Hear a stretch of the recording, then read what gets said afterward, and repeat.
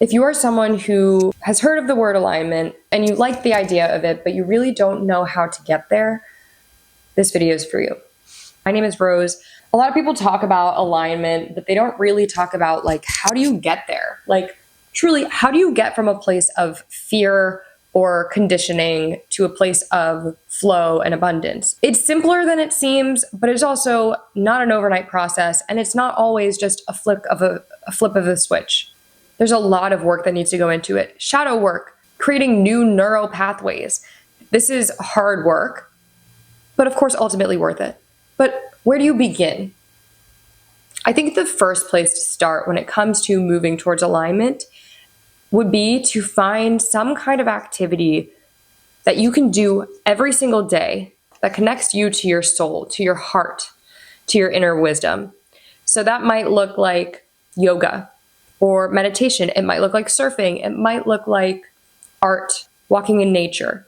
Any place that gets you into a quiet space, and ideally in a flow state, which is really just kind of in a place where you are centered and there's not a ton of noise. There's not a ton of activity. You're really just sort of focused in on one thing, which is in the present moment. When you can get yourself into that state and you do that more and more and more, that presence will ultimately, over time, cultivate a much more mindful and authentic experience in life.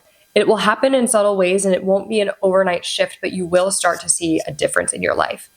This will just show up in ways of creating more self-awareness, which may look like catching yourself in old patterns that were not serving you, or maybe were holding you back, or keeping you in patterns and cycles that kept you stuck or kept you small or into a more limited version of yourself. It can help you find more joy and happiness in the moment, maybe even more ease, less stress. It starts to help create more space between stimuli of life, the events, the things, whatever happens to you, and your reaction, so that you can learn how to respond rather than react. And with all that extra space comes clarity and also quiet, where you no longer hear all the distraction, all the shoulds, coulds, woulds, all the fear, all the conditioning, but you can start to tap into a voice that we all have within us. The inner voice comes from our body. And we've been taught that the only part of our body that can think and that is intelligent is our brains, and that's not actually true. And this has been known for millennia, that our bodies, our intuition comes from the body, that bodies don't just have survival instincts, they actually can guide us through life, almost like a compass. And when we can quiet the mind enough and show ourselves and show our bodies that it's okay to, it's safe to feel, it's safe to just be, that we can really let our bodies do their job and speak to us. The problem is, I think we get so caught up, not just hearing noise of others and taking that on, or believing that that's our own inner dialogue or our own inner voice, when really it's just us replaying conditioned beliefs. Maybe I should have mentioned this earlier, but this is the most important thing, is truly accessing the present moment helps our body feel safe. I think just especially now with technology, we're just so connected in a digital way. And while that has, of course, its, amazing aspects to it, it also really takes us out of the now. When we can just ground ourselves into the present moment, we sort of, even if temporarily, detach from all of that. And we essentially tell our bodies that it's safe, that we are safe, which is necessary in order for us to really quiet our mind enough to hear that inner voice. Incredible, incredible, incredible things happen when we can tap into our inner wisdom.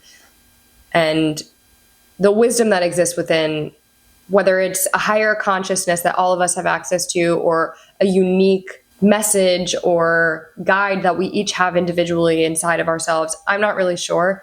But all I know is learning how to tap into that in myself has been my saving grace, and has made life so much more exciting and fulfilling and enriching. I also know that I'm living in alignment and speaking my truth and sharing that wisdom has the potential to help others do the same. And I think that the more we step into that inner knowing and alignment and authenticity, the more we really have the power to make an impact in this world in a beautiful way. Because I truly think that's where our power lies. And I think we've been taught to doubt. We've been taught to fear or lack trust in ourselves and our own inner knowing, which really is like throwing away our own personal power and giving it to someone who's exploiting us, or people or systems that kind of take advantage of us for that and keep us small and make us believe that we are less powerful or capable than we really are. And the truth is, you are incredibly magical, and you have the choice to step into that magic. I really hope that you do.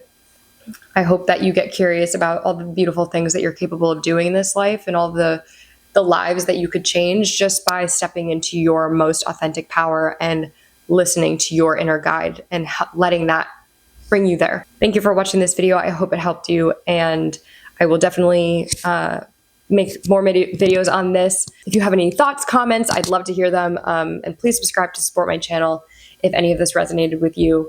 I hope to see you back here soon. Take care.